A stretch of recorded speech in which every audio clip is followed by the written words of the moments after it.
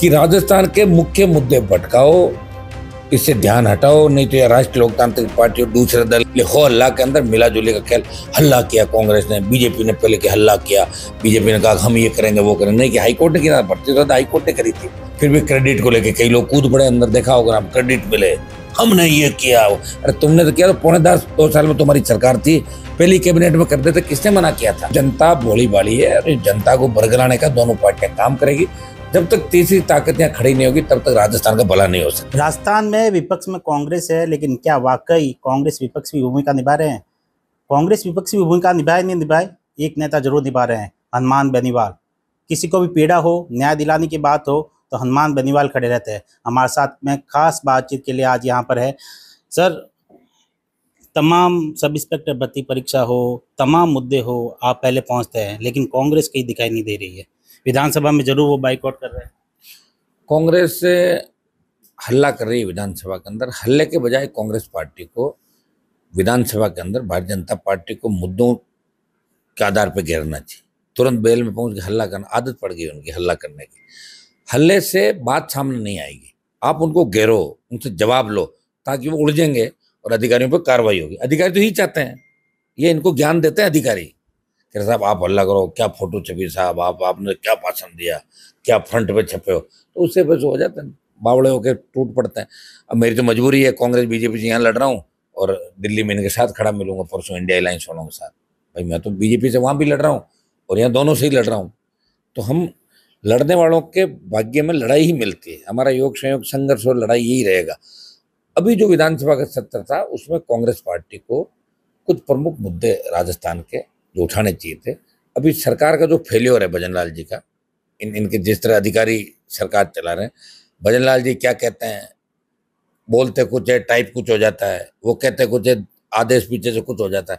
तो ये फेल्योर जो सरकार का रहा है 1.5 साल का, इसमें कांग्रेस को हल्ला बोलने के लिए कांग्रेस उठाए क्या मुद्दा? कांग्रेस भी तो चोरी करके आई ना, पेपर लीक हो सारी, बीजेपी वाले बोलने देते उनको कि तुम तो खुद चोर हो।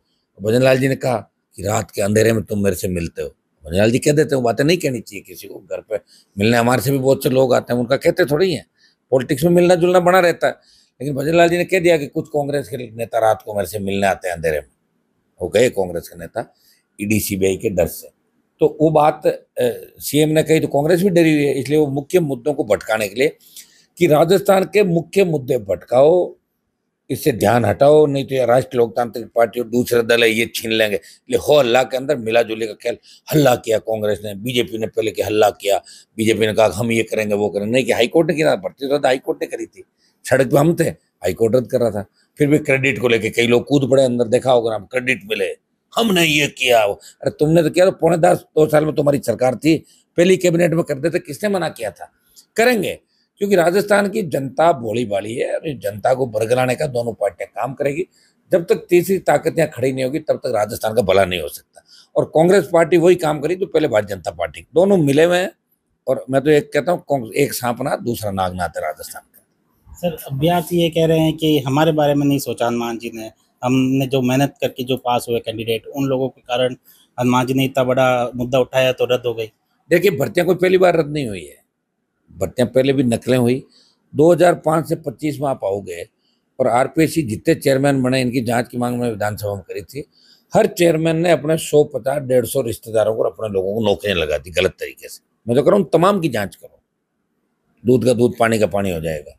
और आरपीएससी का यूपीएससी की तर्ज पे आप गठन करो, यूपीएससी की तर्ज पे इंटरव्यू कराओ, पॉलिटिकल लोगों की नियुक्तियां बंद करो, अपने आप सारा ठीक हो जाएगा यार। ये तो सिस्टम ठीक करना तो सरकार के हाथ की बात है। और जो लोग ईमानदारी से इसके अंदर अगर आए हैं, हमारी संवेदनाएं उनके साथ है।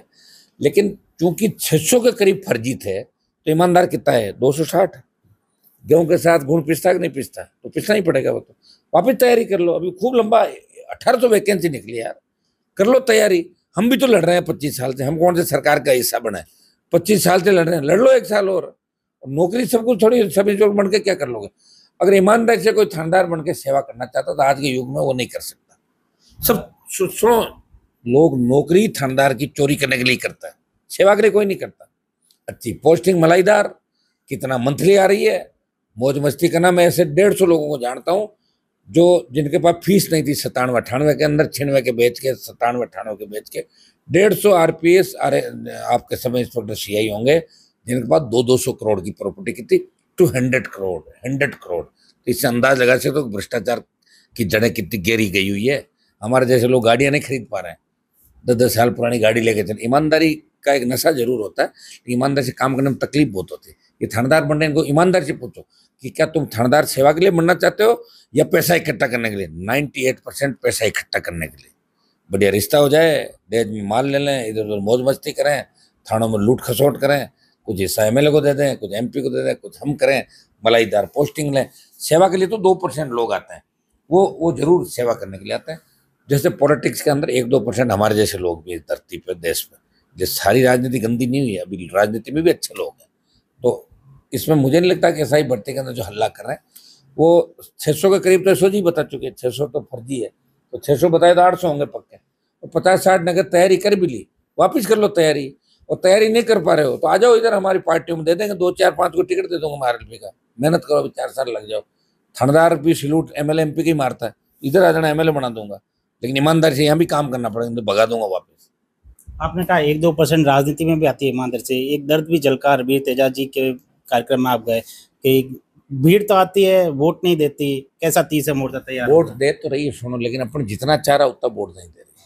पहली बात तो राजस्थान का जो माइंड सेट था कि यहाँ किसी पार्टी का गठन नहीं हुआ। और आप तो जानते हैं प्रेस के लोग, देखिए दिल्ली में जो सरकार बनी केजरीवाल की, वो आप लोगों ने बनाई थी। मीडिया के साथ साथ वहाँ के दुखी पीड़ित, कांग्रेस भी दुखी लोगों ने कहा आज मीडिया 6 महीने मेरे साथ हो जाए, मैं बना दूंगा सरकार। यहाँ कोई साथ तो आए, लोकतंत्र का चौथा स्तंभ साथ आ जाए, नौजवान साथ, जवान और मीडिया, ये बनी सरकार, रातों रात बन जाएगी सरकार।